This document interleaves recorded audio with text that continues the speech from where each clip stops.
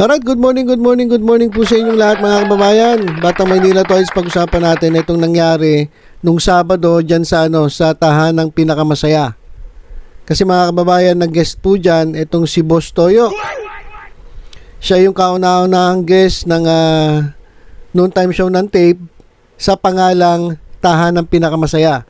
Kasi dati Eat Bulaga kaso natalo nga sila sa kaso. So ang ginagamit nila ngayon ay tahanang pinakamasaya, na hindi naman nagustuhan ng ilang mga netizens, lalong-lalo na ni Rendon Labador. Sabi ni Rendon, pangit daw. Hindi raw pinag-isipan. Kasi nga, yung tahanang pinakamasaya, hindi naman daw title yan. Sabi ni Rendon Labador, raw yan, tagline. Kasi mahaba Kasi ang title, dapat may ikli lang. Pansinin ninyo, Eat Bulaga. 4 syllables lang yan. It's Showtime. 3 syllables, Wawawin, 3 syllables.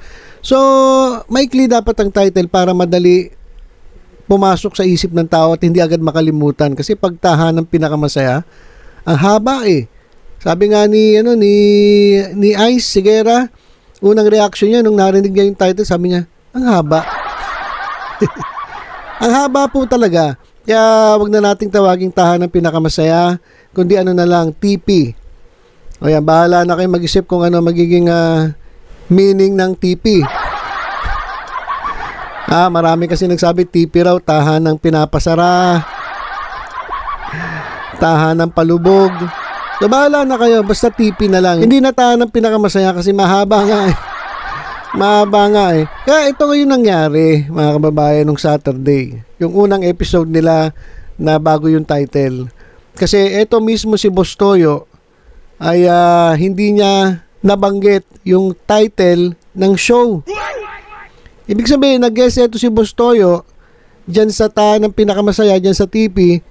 Pero nung babanggitin na sana ni Boss Toyo yung title ng show, hindi niya nabanggit. Kasi nga siguro mahaba. Baka nakalimutan. Kasi dapat talaga kasi ang title maikli lang. O baka naman hindi siya na-orient ng mga host dyan sa TV. Ito mga kababayan, pakinggan natin yung nangyari dyan sa show nila nung Saturday. Kasi yan mga kababayan, yan, tinawag nila si Boss Toyo. Medyo, syempre, geng-geng yan mga kababayan. Geng-geng yan pa-outfit check pa sana. O yan po yung nangyari. At ito, antayin natin yung kasi sinabihan siya ni Buboy Villar na bumate. Yan mga kababayan. Baka meron ka muna pasalamatan ka sa kapuso natin. Pinapasalamatan ko lang lahat ng nanonood na show na to at patuloy na tayo. Ay mga kababayan sabi niya gusto niya raw magpasalamat sa lahat ng nanonood, tapos nahinto siya ng konti. Sabi niya ng show na to. So hindi niya alam yung title.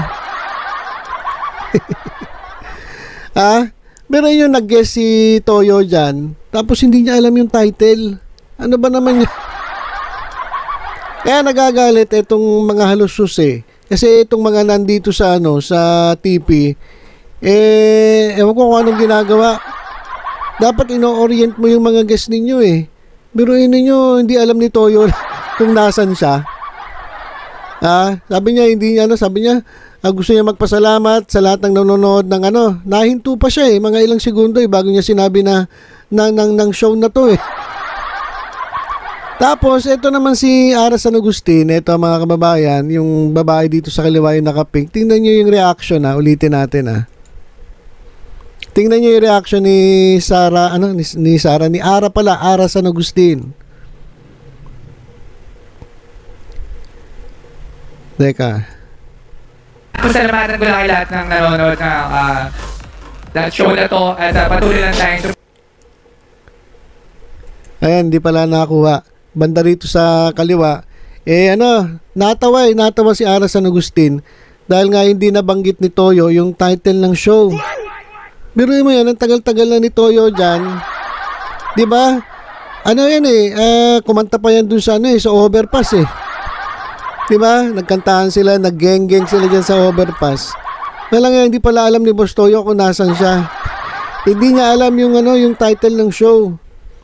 Diba kaya malamang magagalit na naman dito mga halusus eh. Kasi hindi nyo ginagawa yung trabaho ninyo dyan eh. Kaya nung napansin nila na nalito na si Boss Toyo, kung baga niligaw siya, hindi niya alam kung nasan siya, hindi niya nabanggit yung title ng show, nilapitan agad siya ni Buboy Villar eh. Saka ni Yorme eh. Kasi naligaw yung tao eh. Biruin mo yan. Ang tagal-tagal niya na dyan, ilang oras na, dun sa dressing room, dapat, nag-usap-usap na sila dyan eh. Di ba? Biruin mo, nag-guess ka, hindi mo alam kung nasan ka. So yan mga kababayan, yung nakakatawang nangyari dyan nung Sabado.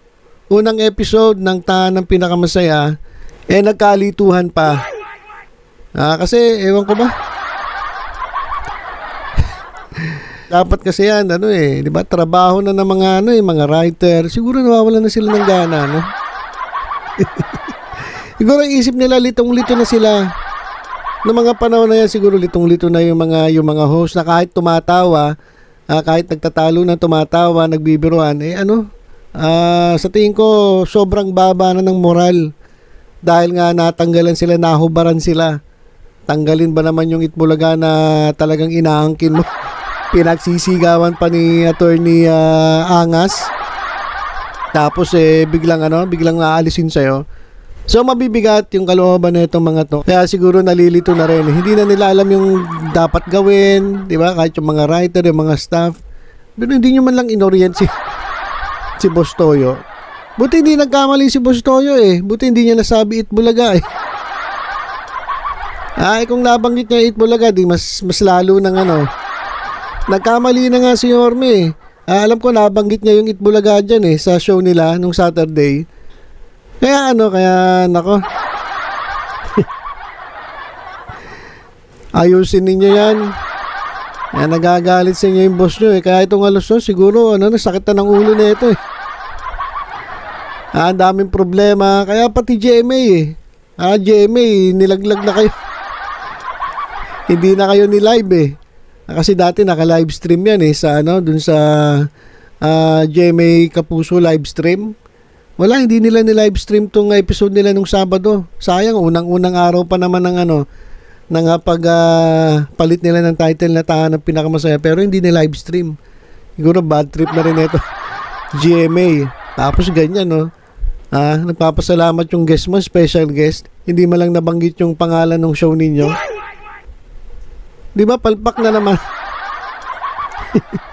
Pinagtawanan pa ni Ara San Agustin. So, yan lang po mga kababayan ang ating update. Tutok-tutok lang po sa Batang Maynila to sa iba pang mga balita. Ingat po tayong lahat. God bless.